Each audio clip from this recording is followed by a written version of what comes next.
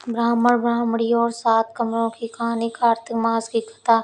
एक नगर में एक ब्राह्मण और ब्राह्मणी रहते थे। वे रोजाना 7 कोस दूर गंगा स्नान करने जाते थे। इतनी दूर आने जाने से ब्राह्मणी थक जाती थी। एक दिन ब्राह्मणी कहने लगी, काश हमारे भी एक बेटा होता, कितना अच्छा होता। बेटे के बहू आती और हमें घर वापस जाने पर खाना बना हुआ मिलता और बहू घर का काम भी कर देती। ब्राह्मणी की बात सुनकर ब्राह्मण बोला, बात तो तू सही कह रही है, चल आज मैं तेरे लिए बहू ला ही देता हूँ। ब्राह्मणी बोली, वो कैसे? ब्राह्मण ने कहा कि तू एक पोटली में आटा डालकर उसमें कुछ मोहरें रख दे। ब्राह्मण के कहे अनुसार ब्राह्मणी ने पोटली बांध कर दे दी। पोटली लेकर ब्राह्मण चला गया।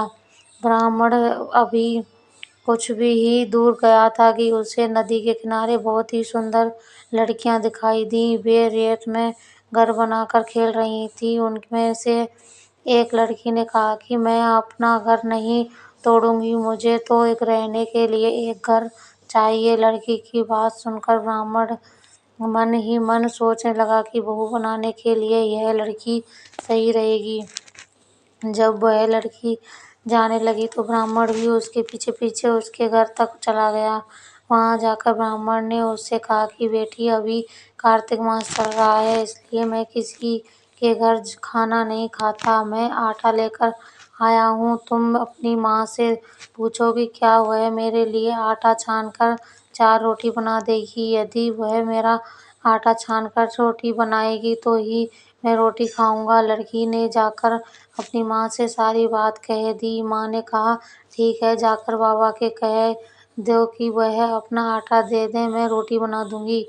जब वह आटा छानने लगी तो आटे में से मोहरें निकली। वह सोचने लगी कि जिसके आटे में इतनी मोहरें हैं उसके घर में कितनी मोहरें होंगी। जब ब्राह्मण खाना खाने बैठा तो लड़की की माँ ने कहा, बाबा, क्या आप अपने लड़के की सगाई करने जा रहे हो?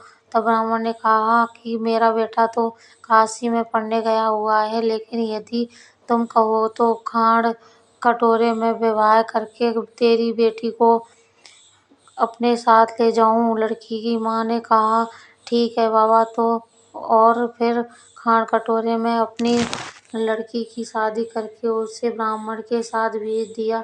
ब्राह्मण ने घर जा आकर कहा, राजू की माँ, दरवाजा खोलकर देख, मैं तेरे लिए बहू लेकर आया। ब्राह्मणी बोली, दुनिया तो ताने ताने मारेगी ही थी, अब आप भी मारने लगे।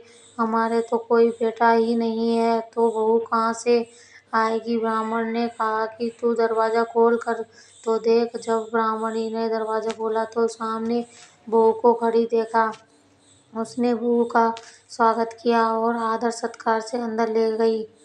अब ब्राह्मण और ब्राह्मणी स्नान करने आते तो बहू घर का सारा काम करके और खाना बना देती थी। बहू के कपड़े धोती और रात को पैर भी दबाती थी। इस तरह काफी समय बीत गया। ब्राह्मणी ने अपनी बहू से कहा कि बहू, कभी भी चूल्हे के आग मत बुझने देना और मटके के पानी खत्म मत होने देना। एक दिन चूल्हे की आग बुझ गई। तब बहू भागी भागी अपनी पड़ोसन के पास गई और कहा कि मेरे चूल्हे की आग बुझ गई है, मुझे थोड़ी आग चाहिए। मेरे सास ससुर सुबह 4 बजे से गए हुए हैं, वह थके हारे आएंगे, इसलिए मुझे उनके लिए खाना बनाना है। तब पड़ोसन ने कहा कि तू तो बावली है, तुझे यह दोनों मिलकर पागल बना रहे हैं, इनके कोई बेटा नहीं है। बहू ने कहा, नहीं, ऐसा मत बोलो, इनका बेटा तो बनारस काशी में पढ़ने गया है। तब पड़ोसन ने कहा कि यह तुझे झूठ बोलकर लाए हैं, इनका कोई बेटा नहीं है। अब बहू पड़ोसन की बातों में आ गई और कहने लगी कि अब आप ही बताओ, मैं क्या करूं? पड़ोसन ने कहा कि करना क्या है, जब तुम्हारी सास ससुर आए तो जली भुजी रोटियां और बिना नमक की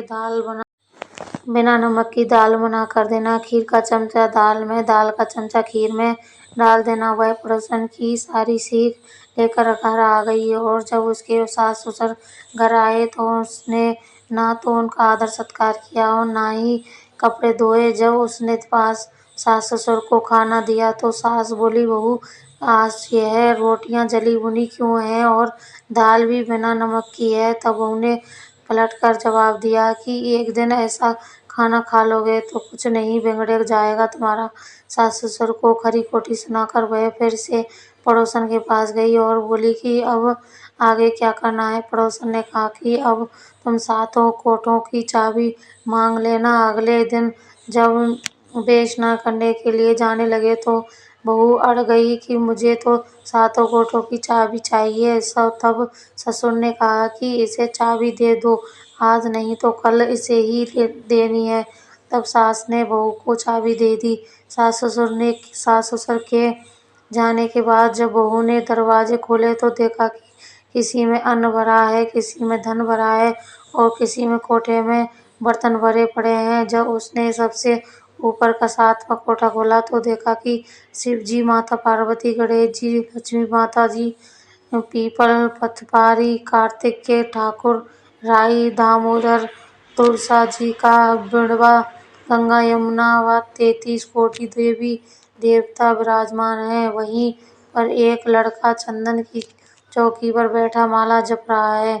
यह सब देखकर उसने लड़के से पूछा कि तू कौन है। तब लड़का बोला कि मैं तेरा पति हूँ, अभी दरवाजा बंद कर दे, जब मेरी माता पिता आएंगे तब दरवाजा खोलना। यह सब देखकर बहू बहुत खुश हुई और 16 श्रृंगार कर सुंदर वस्त्र पहनकर अपने सास ससुर का इंतजार करने लगी। उसने अपने सास ससुर के लिए अच्छे अच्छे पकवान बनाए।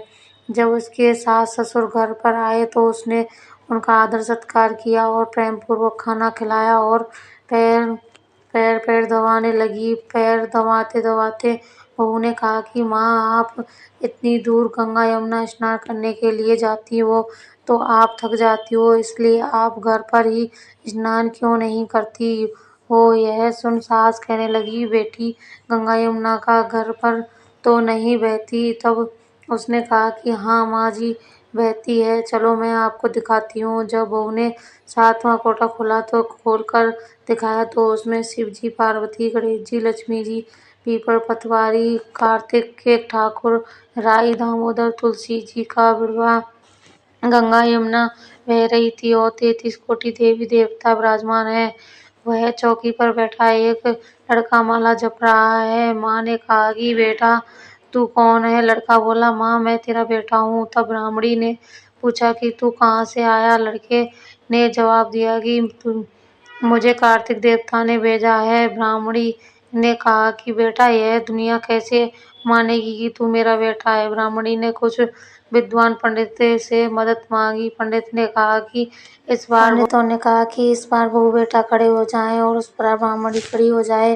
ब्राह्मणी के चमड़े की अंगियां पहनी हो और छाती में दूध की धार निकलकर बेटे की दाढ़ी मूंछ भीगे और पवन पवन पानी से गठजोड़ बांधे, तब मानो कि यह गुड़िया का ही बेटा है। उसने ऐसा ही किया। चमड़े की अंगियां फट गई और छाती में से दूध की धार निकलकर बेटे की दाढ़ी मूंछ भीग गए। पवन पानी से बहू बेटे का गठजोड़ बंध गया। यह सब देखकर ब्राह्मण और ब्राह्मणी की खुशी का ठिकाना न रहा। ये कार्तिक के ठाकुर जैसे ही ब्राह्मण ब्राह्मणी को बहू बेटा दिया, वैसे ही सबको देना। कार्तिक मास की कथा कहने, सुनने, हुक्कारा भरने वाले सब पर कृपा बनाए रखना। कहानी अच्छी लगे तो लाइक, कमेंट, सब्सक्राइब जरूर कर देना।